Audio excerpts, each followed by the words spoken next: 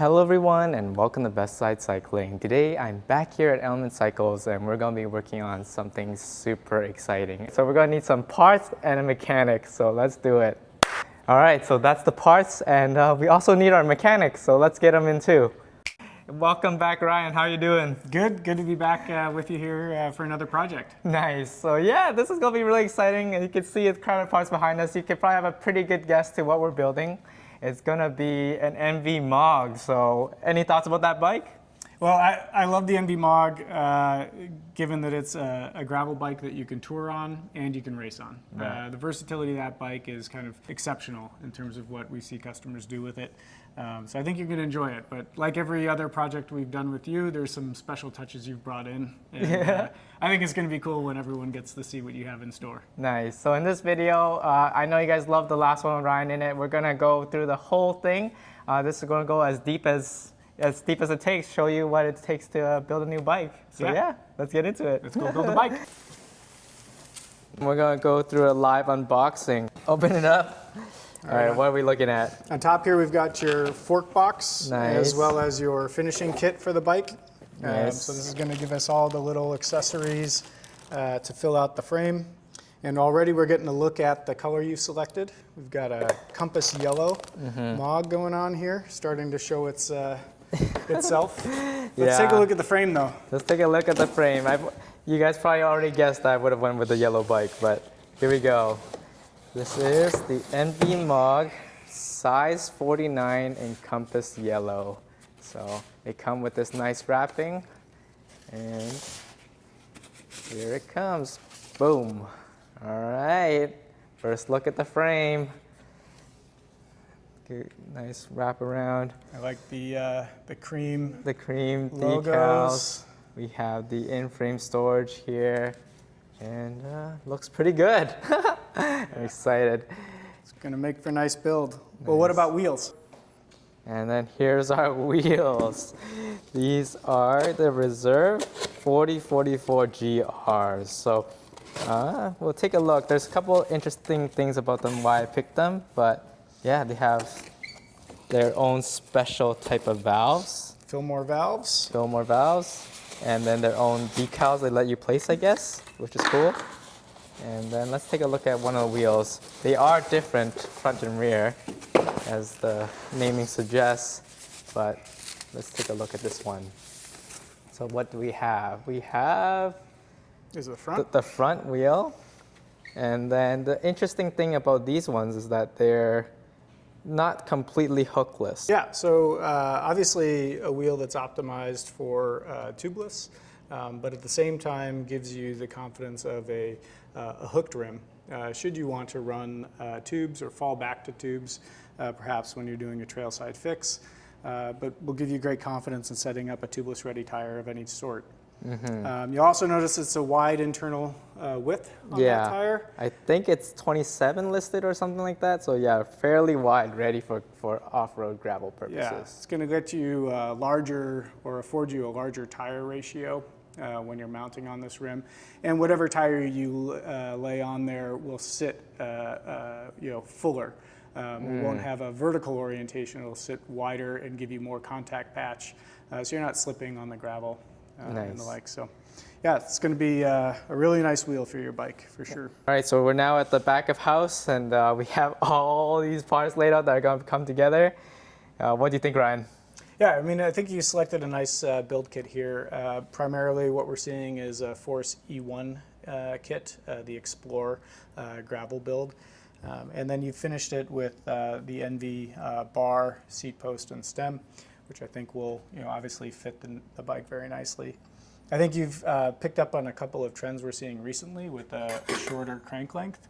I believe you're going with 160s. Yeah, 160. I'm a short guy as well, so it goes in my favor. Yeah, so we're seeing a lot of riders move to 160.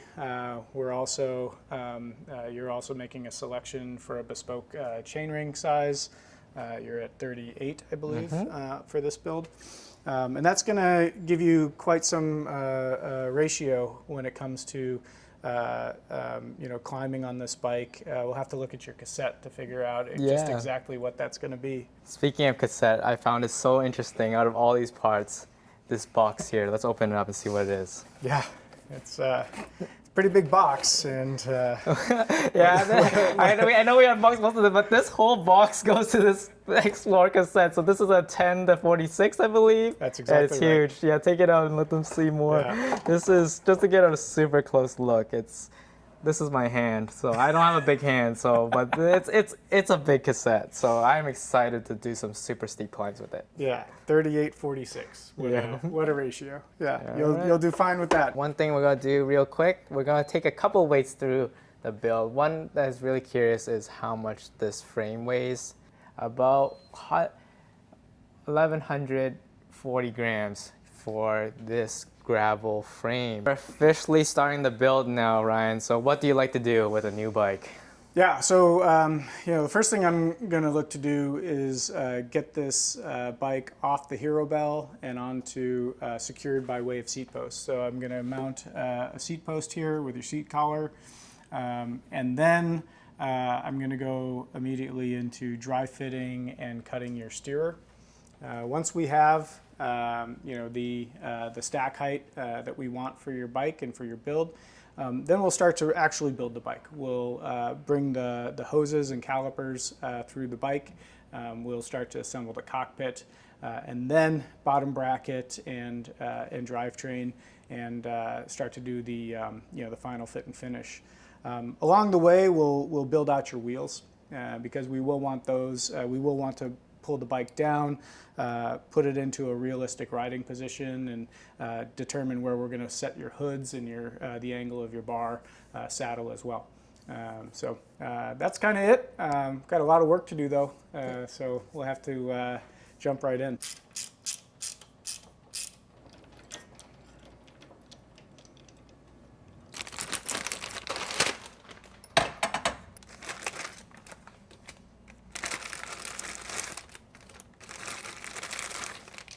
This is a little bit of a violent process, but we are going to install a crown race on the fork. And in this case, we're going to go ahead and set it by hammering it home. And once we get the right intonation, we've got a crown race set there on the base of the steerer, and we're ready to put some bearings in the bike. So we're putting these spacers on before Ryan cuts the initial steer tube. So the interesting thing about this bike is that it matches the geometry of my existing Defy.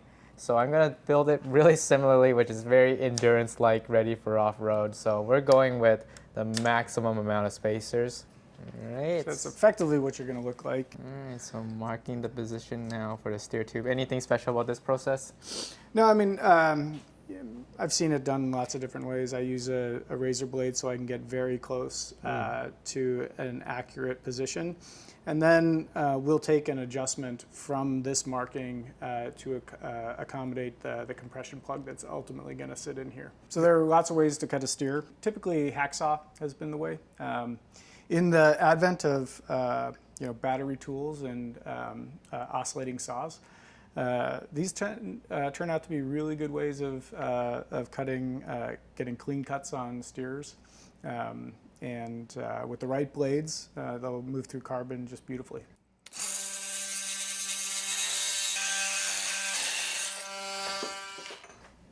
There it goes. Done. So I'm the guy, Hannick, that is always puttering around at the hardware stores, looking at small tools and things like where can I find a file that's just fine enough and just small enough to get into a steerer, or help me with these kind of strange little jobs that I have when building bikes. You have a compression nut, and those things will not travel through the bike very well. So the first thing we're going to do is actually cut off that factory end. Now, because these lines are loaded with dot fluid, we really don't want to slop up the inside of your bike. So we found that these little grommets that we get of water bottle cages, they kind of come with packaging. They fit on really nicely over the cut end of a of a hose. And then we can go ahead and feed those through the frame interfaces and then give you a nice clean internal when we're done with our job here. This is our first time we get to use the in-frame storage. We pull that window and man, it makes my life real easy. Here I've got the hose and I can start to use it and guide it, you know, however I might want to here. We're going to apply dampening foam to the rear hose so that you don't have a ton of hose slap when you're traveling over rock gardens and whatnot. And then what Enve does is they give us this really nice piece of Velcro.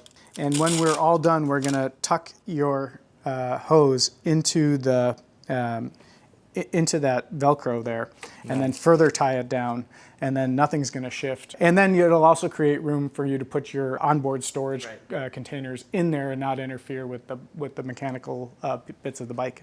Always nice to see the first part hung onto the bike.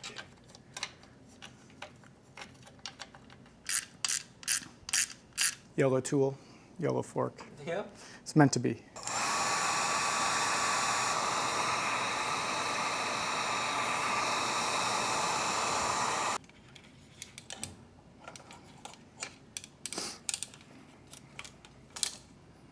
We've got to get these hoses, you know, up through the stem, out this little hole, and then into your bars. For that, we've got a real simple tool that we've you know, decided to make in the shop here. It's just a shift cable with a 5mm ferrule end on it.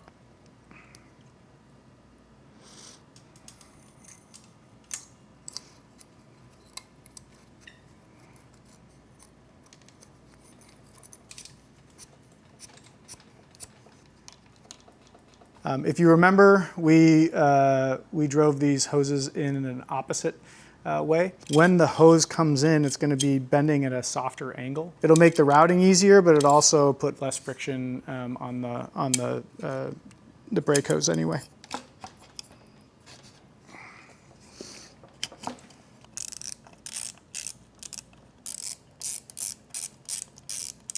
Have the initial bars just put in place. Some of you guys might be wondering why I went with the Aero version, and that's mainly actually due to the geometries that they offer. I'm a much smaller person. I'm used to much narrower handlebars, so getting a 3742 is sort of the dimensions I wanted. Sort of more Aero near the top, or at least I can't do anything wider than a 38 nowadays. And then on the bottom, I figured more flare would be nice for the gravel. And then Ryan's helping us change out the chain ring, so he has to take out all those little bolts to get access to it. But I think that's it, or is there anything else to it? No, that's it.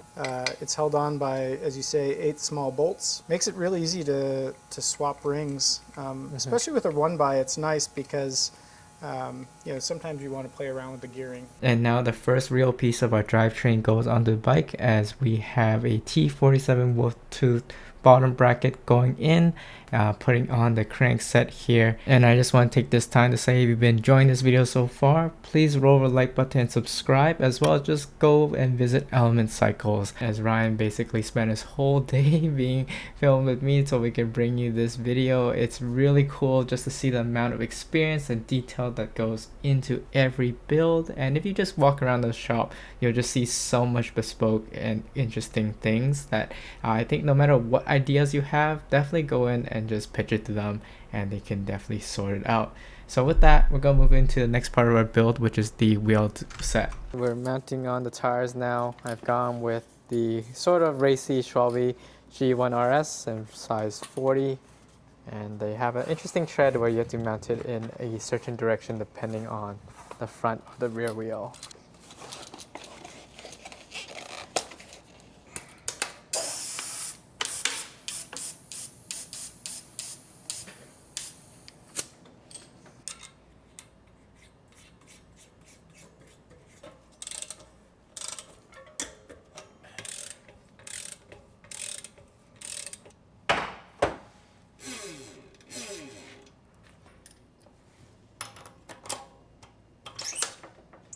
Alright, so let's see how these actually measure.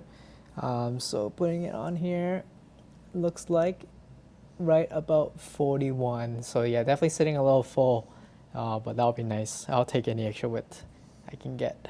So we've taken the factory grease off of your chain. We're going to rinse it from solvent and let it dry. I'm not going to put it into the wax right away.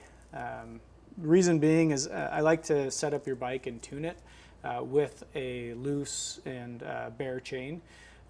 That way I can get the best feedback, and make sure that the bike is really dialed, and then we'll put it into the wax. Otherwise, a wax chain it's a beautiful thing. It tends to dampen the noise we get out of our drivetrain, but I want to make sure we've done all we can to quiesce any noise before we put the added benefit of wax on there. Are we thinking something neutral? Yeah, let's put something neutral. So one benefit of me being there during the whole build is that for some of this initial fitting, I was able to give sort of instant feedback to Ryan in terms of how to set it up. That being said, Element Cycles definitely has bike fits, so reach out if you needed them for a custom build or not, because being comfortable on your bike is the most important thing. And again, Ryan pulls out the specialized tools for all these different jobs, like making sure the hoods are perfectly spaced out evenly and things like that. I think that's one of the highest things I took from this, is just the amount of customized tools that he has to make all his bike builds go as smooth as possible. So what are you adjusting with the caliper at this point? Well, I'm thinking ahead to when we have the derailleur on, and we're going to want to see if the shifting is accurate. Mm-hmm. And if we're doing that and we're getting all this rotor rub, it's not going to be enjoyable. We won't know what's making the noise. We've got the Force E1 Explorer derailleur. In this case, there is no hanger necessary. Mm-hmm. It works with any UDH compatible frame, and it will install directly onto the dropout, and it effectively is its own hanger. And just like in the ProTune video I've done before, he just sort of knocks out this part, just following all the steps from the manufacturer to ensure that all the shifting is perfect and just in well working order in general. After all that, we're finally ready for the special part that I brought in, the part of the build that I was looking forward to the most, and that is we're going to put on some fenders, because this bike is more than doubling as my gravel bike. It's also going to be my winter bike from now on.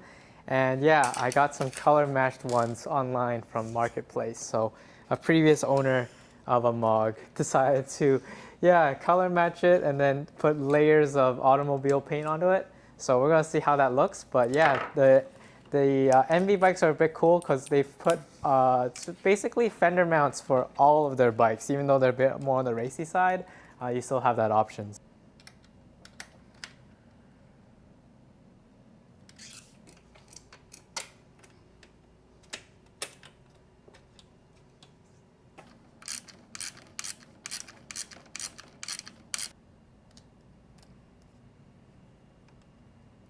And the fender installation's just going forward and real smooth. And honestly, I've had this bike for a little while now, and this is probably my favorite part.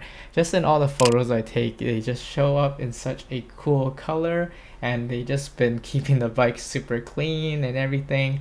It definitely is really something that I've always wanted, a yellow gravel bike, and just having matching fenders really just completes the kit and look for me 100%. This is your first time waxing a chain or riding a wax chain haddock. We're going to do this for two reasons. One is to get more longevity out of the wearable parts. Wax is just a superior way to protect the chain.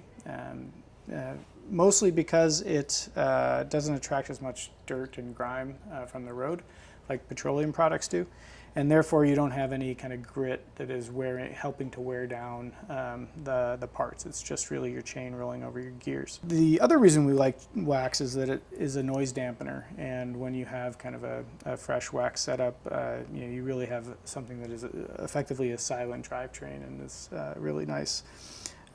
So now that we've made adjustments to your derailleur, we feel like shifting is pretty good. We're going to go ahead and let this sit in a hot melt wax. What we'll do is let the chain bathe in there for a little bit. We'll shake out any air bubbles and ensure that that wax is permeating all of the pins and rollers in your chain. And we'll hang it to dry and get it back on the bike.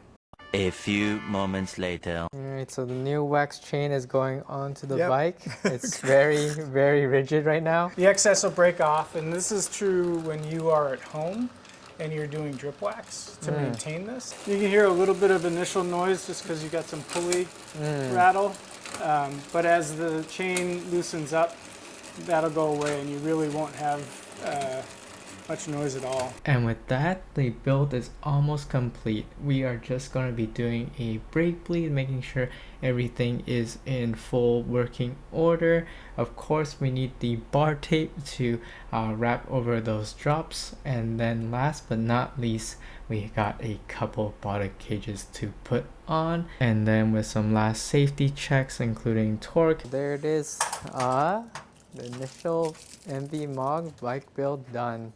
So we have the SRAM Force Explorer and then Reserve 4044 wheels with the Schwalbe G One RS tires, some metal fenders that have been very meticulously placed on there, and then 160mm power meter cranks with some XTR pedals, SPDs, a specialized power saddle with Enve Seatpost, and our cockpit is the Aero 3742s. So yeah, I think it's about that time, Ryan. We need to go try this bike out for a little bit. All right, let's see how this rides.